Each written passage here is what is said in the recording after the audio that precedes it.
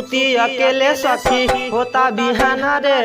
लगन भर मन छछा नहावे भतार ऑर्केस्ट्रा नचावे लगन भर मन छछा नहावे भतार ऑर्केस्ट्रा नचावे चढ़ल जवानी हमर होता जियान रे